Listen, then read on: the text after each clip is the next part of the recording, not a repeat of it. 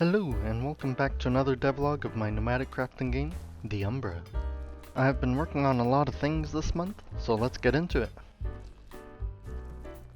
One of my goals for this game is to make it so that the player can adjust their playstyle however they like.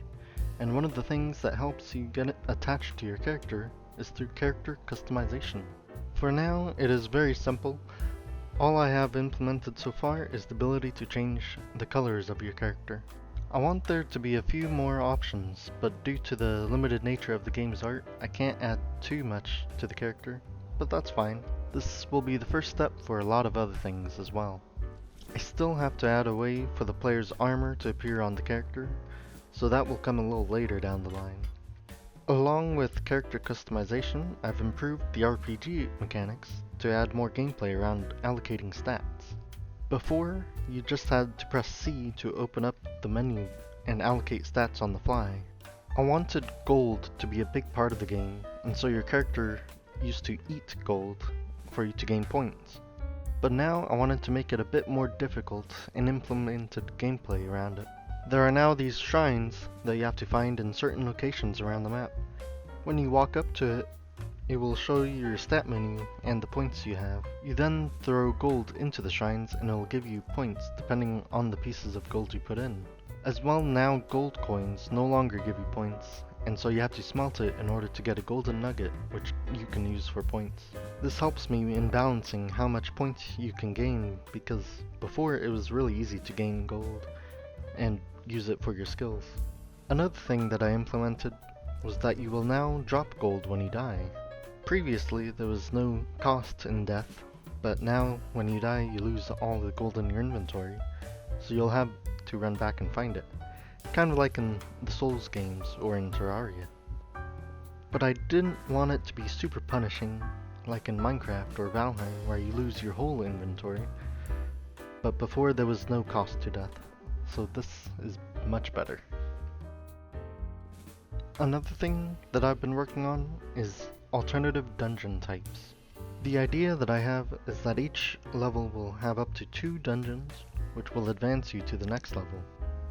I had one dungeon which played like a normal one, with enemies and a boss at the end, before you get to the portal. However, I wanted to add something that was not combat focused. Something that is still dangerous, but won't be determinant on your items and stats. And so I decided one of the 2 dungeons will be some sort of puzzle dungeon. This first one that I made is a maze, which has a lot of fireball traps and chests with loot. It is very simple, but I think it works well as the first dungeon. Eventually I want there to be other kinds of puzzles and perhaps more mazes, but I'll have to see. I also want there to be a way to include the crafting system in the puzzles, like perhaps you need certain items as a key, or maybe there's a tablet you have to find on the other side of the map in order to get into the dungeon. I have been really busy this month in getting into the core aspects of the game. I want to get most of it finished by the end of the year so that I can focus on polishing it up before release. I don't have a set timeline, but I also don't want to take too long on this game. One of the things that I've been trying to focus on is the levels and getting them established before I add more content. This game will have the player going from level to level until they reach the final zone. In total, I want there to be 9 different levels. Each of them are split into 3 pillars. Each level you can choose to go either down a level in the pillar or go across to another pillar. However, you cannot go back, nor can you wrap around back to the previous pillar.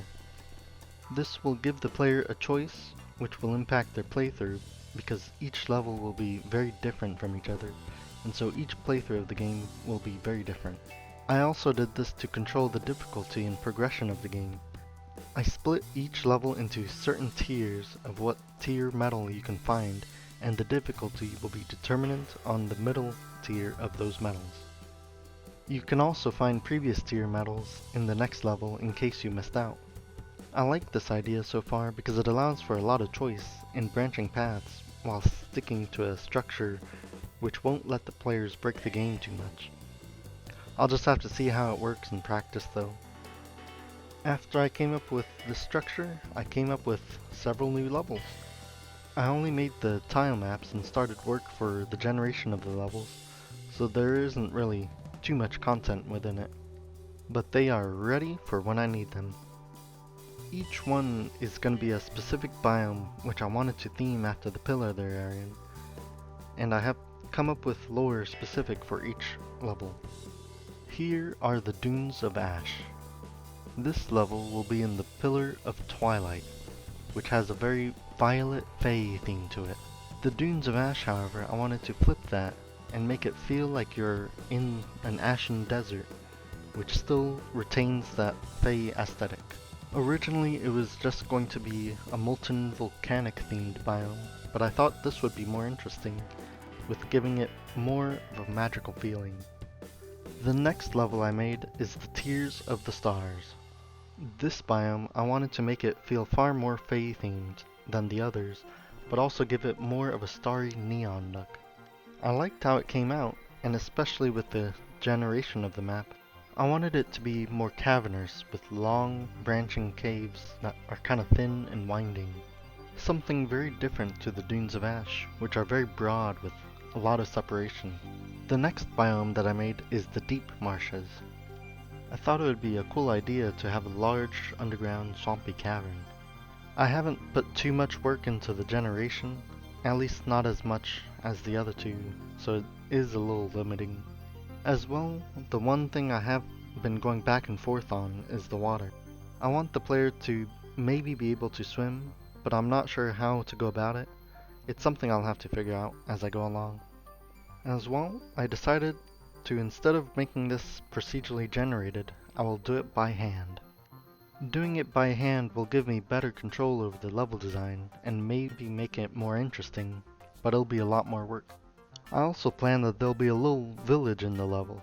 I thought it'd be interesting to add a large area where NPCs can gather and you can trade and talk to more people. The next level that I have in the works is the Silver Ruins. This one I feel might be the most ambitious one so far. I wanted to make an entire city in ruins.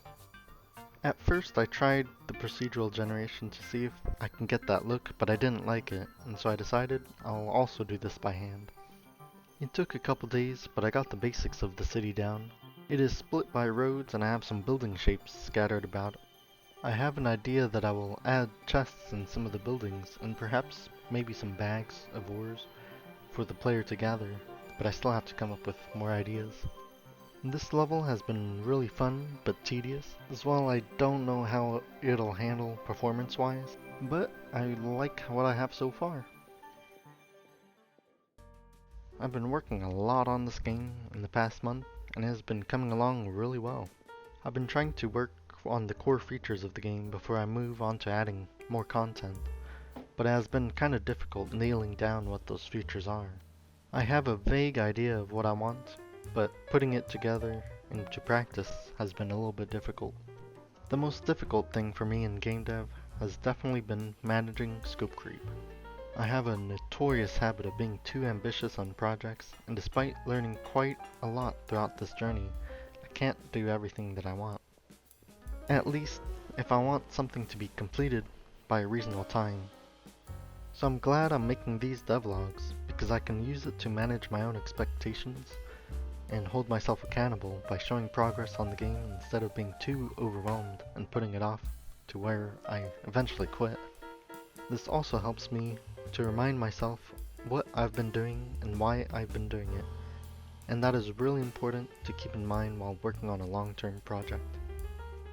Thank you for watching my videos. I'm really excited to show what I do, and I'm glad people seem to like it. I'll continue on this journey, and I hope y'all come along with me. Thanks for the support. It's been really helping me stay motivated. I shall see you next time. Bye bye.